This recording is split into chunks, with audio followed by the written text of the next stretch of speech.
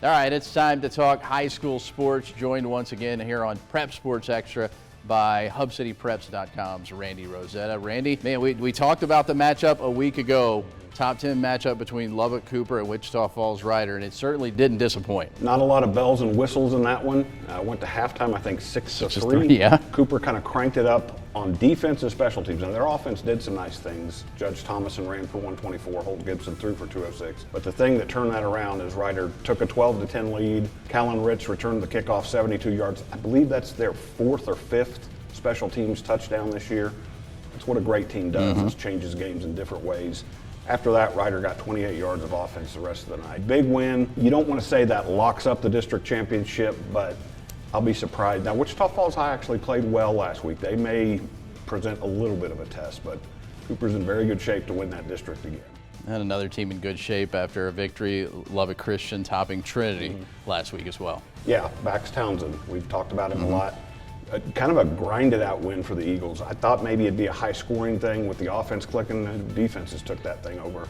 But Bax Townsend ran for 194, threw for 151. I want to mention Brady Simmons, his running back, who got the ball, I think, 10, 11, 12 times on handoffs and passes, but was a big factor clearing the way for Bax Townsend.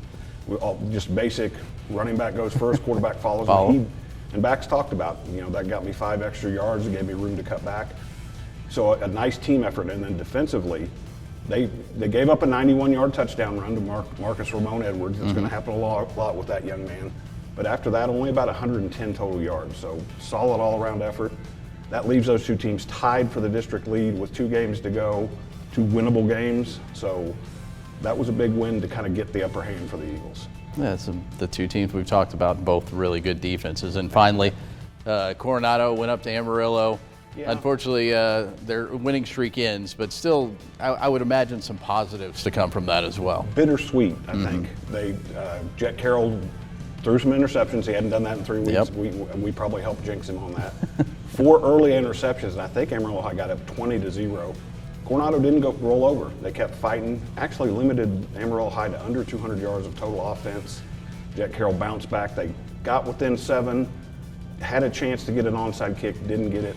It's a loss that you think as Coronado, okay, we can build from that. Even though it's a loss, you don't like to lose. And BJ Mann would probably scowl at me through those Yell classes. at us, yeah. But that's a loss where you can maybe use something later on from it. And then we go inside volleyball action in Lubbock Cooper. Last night, that's a night that a lot of people in that gym are going to remember. Yeah. Went down to Abilene Wiley, 5-set match. Lost the first one, which they did against Wiley the first time they met. Came back, went 5 sets. None of the 4 final sets were decided by more than 2 points. And that tells you how close that was. Hope Douglas, Demai Hill, huge with 16 kills.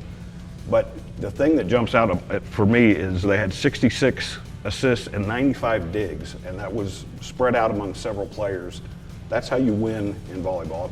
I tell the coaches all the time, I'm not an expert on volleyball, but I've watched enough now to kind of figure out. You start looking at those other stats and seeing who's doing what well, and Cooper's doing a lot of things well.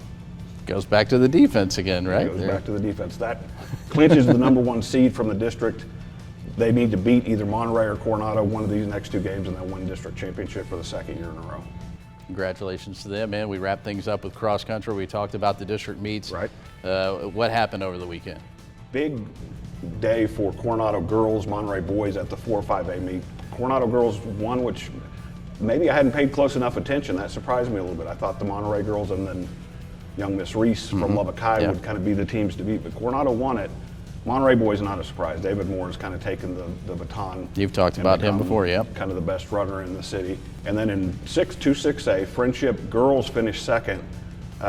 Faith Zint, who's kind of emerged last year, finished 3rd in the district to kind of help them get going. But now they go on to regionals, I believe, and then it gets tougher from here. Friendship faces a very steep challenge. They start running against teams from Metroplex. Monterey, Coronado, Lubbock High, they've got, and Cooper, a little less daunting, but still it gets harder and harder now from cross country. And of course you can follow all of that, high school football as well, helmet stickers, updated stats and standings, as always at HubCityPreps.com. Randy, thanks. Thanks for having me.